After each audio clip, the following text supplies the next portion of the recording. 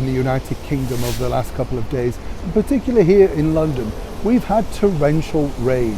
It's rained non-stop overnight. We've had floods, we've had transport disrupted, all sorts of things.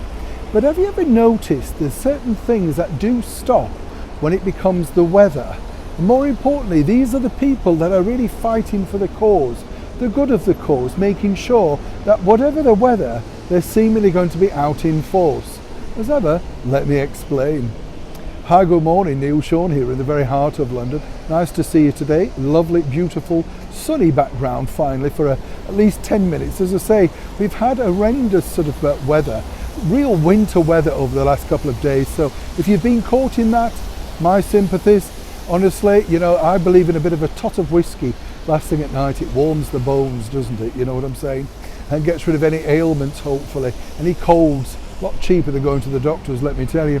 But this particular story is fascinating in many respects, because when you think about it, we were told the last weekend here in London that the Just Stop Oil protesters were going to be out in force.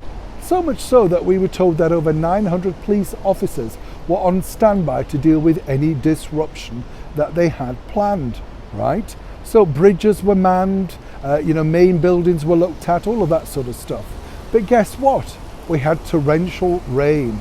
Absolutely. So there was no chance of any of these snowflakes sitting out on the road trying to disrupt things by spraying them orange, gluing themselves to outsides of buildings. Oh no, the little snowflakes have decided no, it's bad weather, stop the cause, they're not bothered. And this is the problem, you see, going forward with all these millennials activists, as they like to call themselves.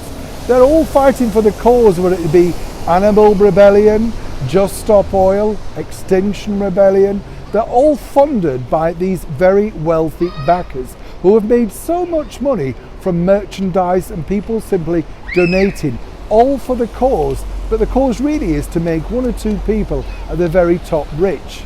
Now, even according to this particular source that I have within the Just Stop Oil campaign, even the rallying calls that they must go out in all weathers to carry on the cause, no one did. They simply couldn't cope with it. The weather was that bad.